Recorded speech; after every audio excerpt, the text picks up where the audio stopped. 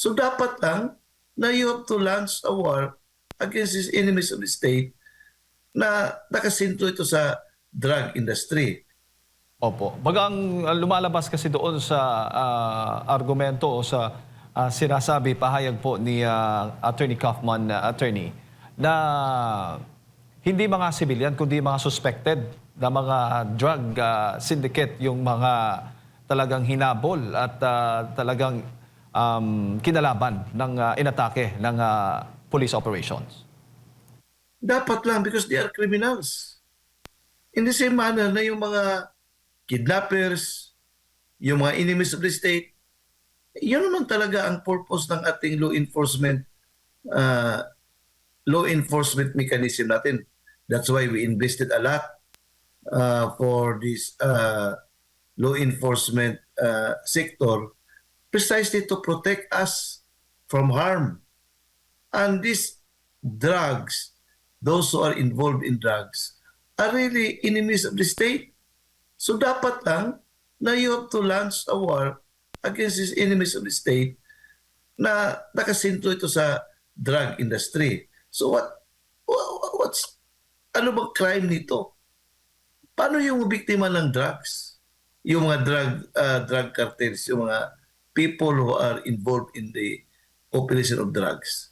Paano yung mga namamatay? Hindi ba yan i-take care ng ating government? Na the primordial duty of the government is to serve and protect its people. So, part of that duty to protect the people from the menace of drugs. So that is a legitimate policy. Pero hindi ba ito atin lang?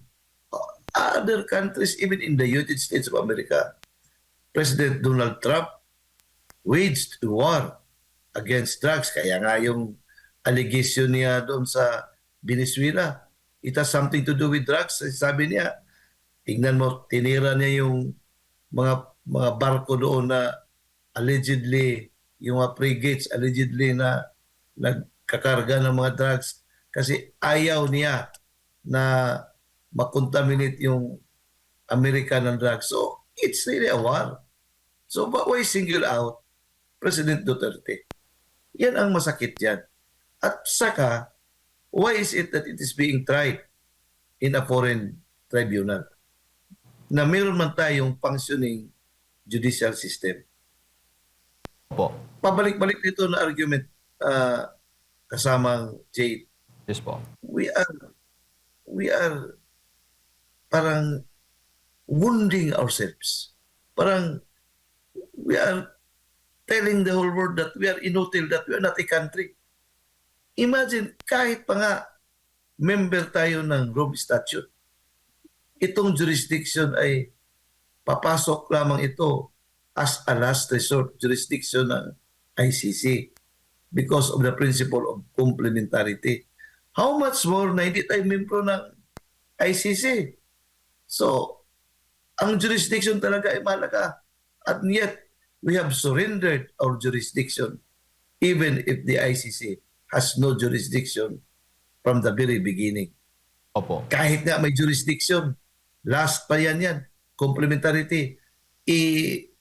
Tingnan muna kung ang ating judicial branch of government, yung ating mga justice system ay hindi nag-work.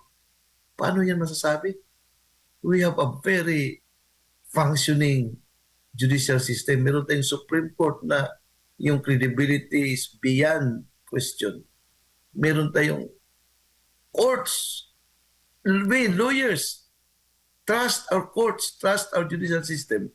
Pero ang ating government is saying na we cannot trust our judicial system. Yan ang masakit. Now, Duterte, paano yan? Na kaya pa niyang kontrolon ang mga witnesses? Sila na nga ngayon ang pinipersecute. So, parang it defies logic. Para bang it is a greatest insult to our intelligence as a people kung sabihan tayong wala tayong capacity to try this particular case.